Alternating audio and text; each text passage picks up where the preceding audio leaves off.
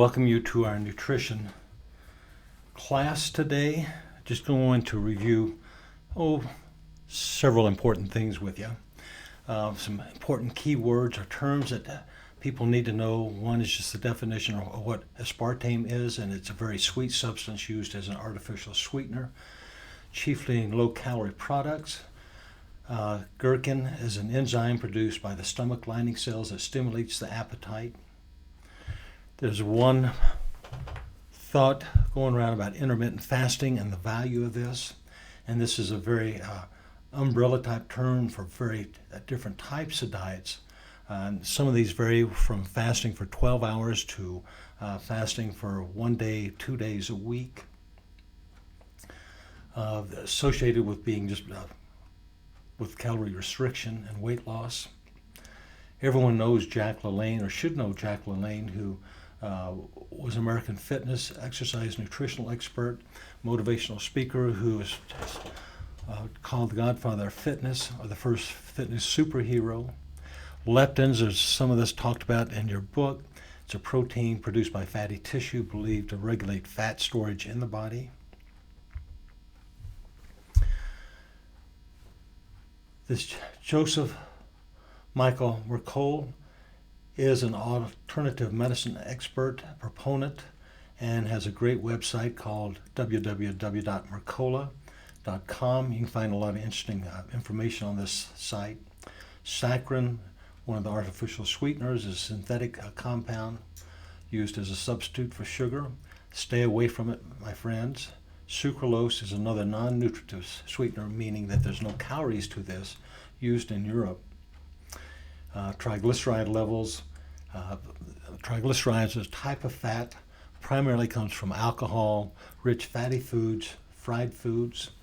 And with this test, when we measure triglycerides, this one can really vary by what you had to eat the day or two before you're eating, whereas cholesterol and the LDL, HDL really is somewhat diet independent within the last few days of having your labs checked. Simple suggestions here for good nutrition is forgo any processed food. We tell people you should have more food in your refrigerator than you do in your pantry. At the grocery store, like in our shopping classes, we teach people to perimeter shop, plus the meat. Stay away from the interior of the store where all the aisles are. Eat raw when you can. Have more vegetables than meat products. Supplementation as needed. And when cooking, don't overcook your foods. It's better to saute or simmer. That should be saute rather than sauce. Always less sugar and less eating out. Some of the best meals are at home. Jack LaLanne, the fellow we talked about a while ago, at all his birthdays would never eat birthday cake. He would have cake there, but it's always for his party people, not for him. Basically, a good way to eat is at least 80% at home, because you're going to get better food, cheaper food. Be careful of the holiday parties coming up. Here's a list of foods that can give energy. All good foods: apples, avocados, beans, blueberries, broth, flax seeds, pomegranates, salmon, sweet potatoes, walnuts, and almonds. And with some of the fruits, the frozen fruits are just as good as the fresh fruits. So certainly frozen blueberries are a lot more affordable than fresh blueberries. Here are foods that are on the no list. Should always run from high fructose corn syrup. This is in many of the prepared foods. Other names that the corn syrup goes by is fruit sugar, levulose, chicory, inulin, isoglucose, glucose fructose syrup, fruit fructose, and natural sweetener. These are in many ingredients, particularly the processed foods at the grocery store. So never use any of this. Realize that you can put gluten into anything, and it comes with a variety of names like high fructose corn syrup. The problem with this corn syrup is it makes you hungry so that you want to eat more, and it's difficult to get away from. Realize that corn is the most genetically modified crop in America, and the corn lobby is very powerful Ever wonder why all the presidential primaries begin in the Midwest? It's because of the corn lobby. And they have their fingers into the food industry, to the petroleum industry.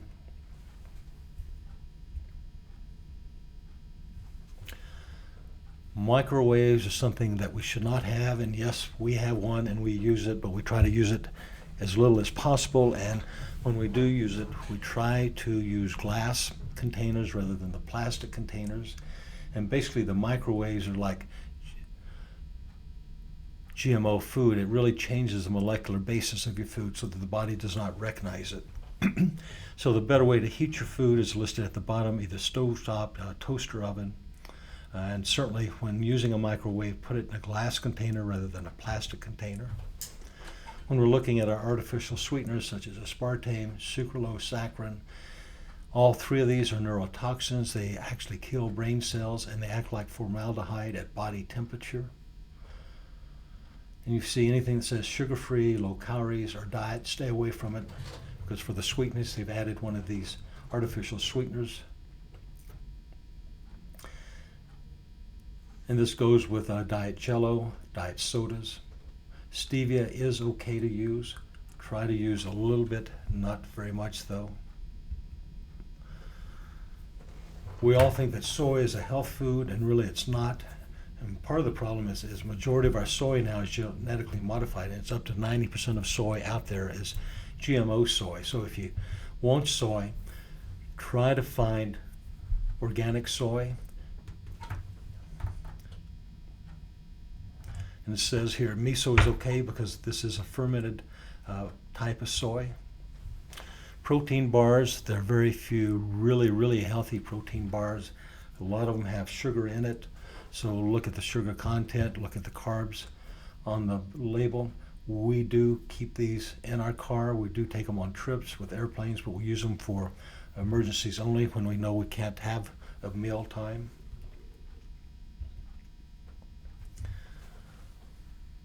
Cheat foods, these you should never keep in the house, because what will happen, you'll go eat it. You don't save it for company, but you'll cheat. And we got to think about what are we feeding our kids and grandkids. You know, they go to grandparents' house and they get all this cheat food. They come back home and the parents are upset. And as the bottom thing says, look at the menus in these various restaurants. Adults have meat, salads, and vegetables. Kids have things such as mac and cheese, fried chicken, hot dogs. We got to stop feeding our kids what we know we should not be eating. Herbs that everyone should have in the cabinet: cinnamon, parsley, ginger, curcumin, oregano, pepper, and garlic. And we should be using these daily in our cooking. Now I'm going to go through top 10 lies in nutrition. Number 1, breakfast is the most important meal of the day, and you should eat many small meals a day. This is a borrowed slide, and I do have trouble with this. I do think that it's a very important meal because our cortisol levels are typically high at night, and the best way to bring down that cortisol, which is involved in inflammation, is to feed the body. And the most important thing to feed the body is protein and getting this cortisol level down. I think the person that says breakfast is not the most important meal of the day is the one who is a proponent of this intermittent fasting, saying you need at least 12 hours between supper and breakfast. So their thought process, if you eat a late supper, then you don't need breakfast, but have either a brunch or lunch. Still, you got to have 3 meals a day. So perhaps the other thing to do is just stop calling breakfast and make it meal 1 of the day. And I say that because a lot of people say, well, you can't have vegetables or meat with breakfast. Okay, well, call it the first meal of the day, and lunch is a second meal, and dinner is the third meal. So if you rename it, then you can have vegetables and meat. I do agree that sometimes having 5 meals a day is too much, particularly if you're trying to lose weight. So the snack should really not be a full meal or even half meal, but maybe a handful of almonds or something similar. We've been taught forever that saturated fat causes heart disease. And this is a recommendation that grew out of the 1950s and has been harming people now for over 70 years. There is absolutely no evidence that saturated fats do cause heart disease. They don't raise the level of cholesterol in the body. The truth is that the unsaturated fats from animal and vegetable sources provide healthy building blocks for your cell membranes and a variety of your hormones and hormone-like substances.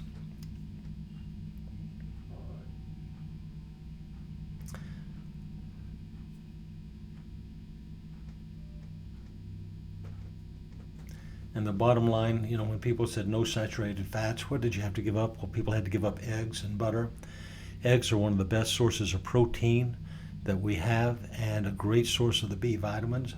Butter is also a great source of making foods taste better. And if you read the book Eat Fat, Get Thin by Dr. Hyman, he talks about the value of butter and how it makes food taste better and that we need to have more butter. When we started following the lie number 2 to stay away from fats, what happened? The heart rate increased. And it's because we replaced fats with things such as sugar and carbohydrates. These are what cause cardiovascular disease. It's not the fats that we gave up. So there is a big push now to get fats back into the diet. In fact, Sweden is now teaching her people how to eat fats, healthy fats. And we see a lot of people with diabetes, and they're on the diet proposed by the American Diabetes Association, which is 45 to 65 grams of fat, 45 to 65 grams of carbohydrates. And this is a diabetes promoting diet. What we end up doing with our people on diabetes, is cut back the carbs approximately 10% and replace it with fats so they can have butter. They can even have bacon in the morning and good protein, and what we see is weight loss and drop of the sugar. So some of the better fats are listed here: avocados, coconut butter, raw dairy, again, grass-fed meats, nuts, and eggs.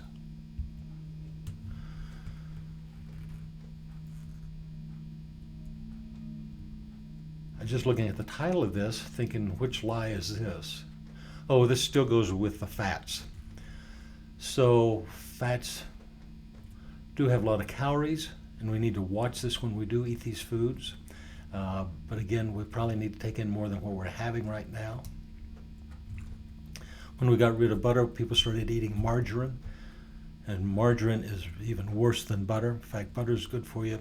And the experiment here says take margarine and put it on the counter, and you'll see that the bugs don't bother it. Same thing, grab a McDonald's hamburger, place it in a cake dish and see how long it lasts. Because of all the preservatives, it's going to last a long, long time.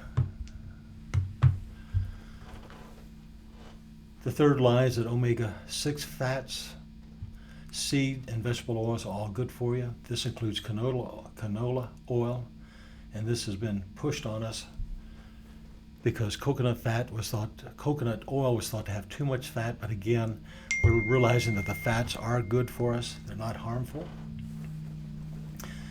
And really, when we're saying omega-6 compounds are good, what we need to do is watch the ratio, and the ratio of omega-6 to omega-3 should be 1-to-1, but most Americans, as stated here, are getting somewhere between 20 and 50 times more omega-6 than omega-3.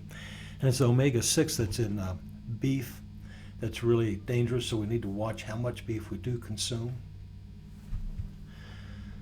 Bottom thing, oil and vinegar, we all think is healthy, but a lot of the oil used in restaurants is canola oil and not olive oil. So if you're going to have an oil and vinegar dressing, ask which kind of oil is in it. We were taught that artificial sweeteners are safe and a good replacement for sugar with people with diabetes, and they promote weight loss. Again, remember what was said earlier about the artificial sweeteners. They act like formaldehyde. They all are a brain toxin. And it's noted that people who use artificial sweeteners are more likely to be obese over the next 7 to 8 years than those who use no sweeteners. Sweet taste does promote eating more sweets, And once you get rid of the sweet out of your taste, usually most people after a week lose the sweet cravings. Dr. McCullough's website that I mentioned earlier has some great information about the sweeteners that will scare you. Again, we're told that soy is a health food, and it's very far from this. It has been linked high intake with breast cancer, thyroid disorders, potential food allergies, problems with pregnancy, malnutrition, digestion. Soy is hard to get away from because it's in so many of the processed foods. But again, if you need soy or like soy, try to find organic soy. We're told that whole grains are good for everyone and we need more grains. And the problem with this is it goes back to the glutens and the carbs the grains carry with it.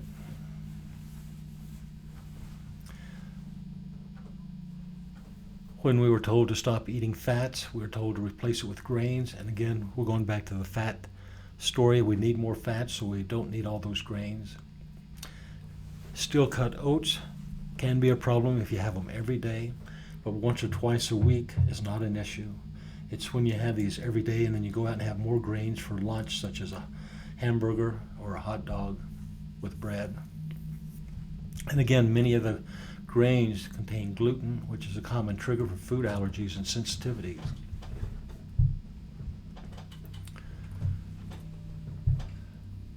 We've been taught that genetically engineered foods are comparable to conventional foods. I'm not sure what that "sad" means in their mistake. So the sentence should read, genetically engineered foods are comparable to conventional foods. This is not right. They cause all kinds of food allergies.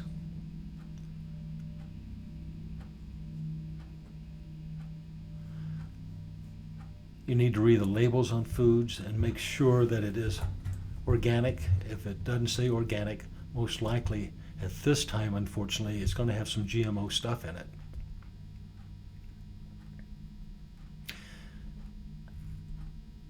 And other grains or other things such as canola oil, alfalfa, squash, zucchini also has a high rate of being GMO. We're told that eggs are bad for your heart.